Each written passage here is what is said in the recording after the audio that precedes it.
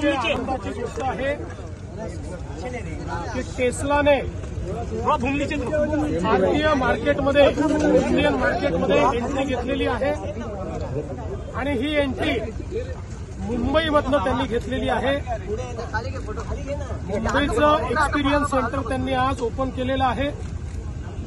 इथे experience centre त्यांचं मुंबईतच दुसऱ्या लोकेशनला लॉजिस्टिक सेंटर आणि त्यासोबत संपूर्ण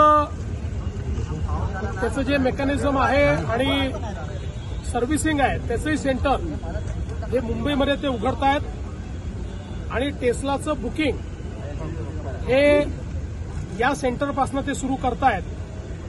मला असं वाटतं की महाराष्ट्राकरता आणि मुंबईकरता ही एक अत्यंत आनंदाची गोष्ट आहे की जगातली सगळ्यात स्मार्ट कार ज्याची वाट आपण पाहत होतो ती मुंबईपासून आता भारतामध्ये लॉन्च होते आहे. पहिल्यांदा ही सगळी इकोसिस्टीम मोस्टली इम्पोर्टेड असेल, पण आम्हाला अपेक्षा आहे की भविष्यामध्ये याचं 100% इंडियनायझेशन या ठिकाणी होईल आणि त्याचीच सुरुवात आज झालेली आहे. महाराष्ट्राने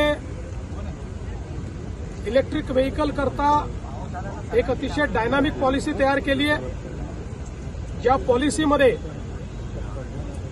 चार्जिंग इन्फ्रास्ट्रक्चरपासनं तर गाडीवरच्या टॅक्सेसपर्यंत वेगवेगळ्या प्रकारचे इन्सेंटिव्ह आपण दिले आहेत. मॅन्युफॅक्चरिंग करता वेगळे इन्सेंटिव्ह आपण दिलेले आहेत आणि म्हणून आज महाराष्ट्र हे ईव्ही करता इलेक्ट्रिक मोबिलिटी करता आता फेवरेट डेस्टिनेशन झालं आहे आणि लवकरच देशातली सगळ्यात मोठी कॅपॅसिटी ही महाराष्ट्रामध्ये या ठिकाणी तयार होते हे सांगताना मला आनंद वाटतो.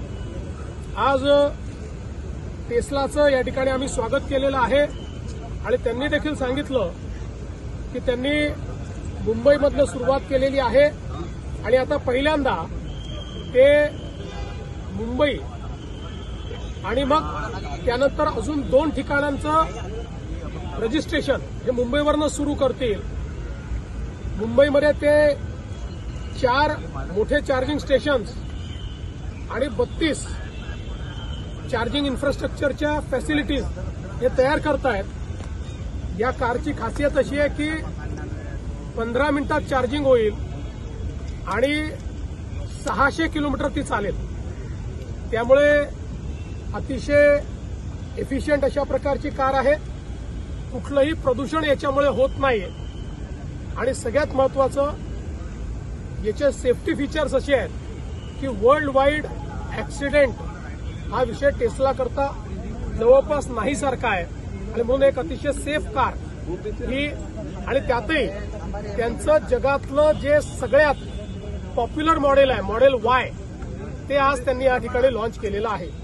मैं ऐसा मानता हूं कि महाराष्ट्र के रोड्स ये जो हमारे हाईवेज है और जो हमने एक्सप्रेसवेज किए हैं ये वर्ल्ड क्लास किए हुए हैं, वर्ल्ड स्टैंडर्ड से किए हुए हैं. क्योंकि हमारे जो देश के स्टैंडर्ड अब हमने तैयार किए हैं वर्ल्ड क्लास स्टैंडर्ड से, इसलिए मुझे लगता है कि बिल्कुल उसके लिए हम लोग तैयार हैं. अब कुछ रोड्स को अभी और ठीक करना पड़ेगा.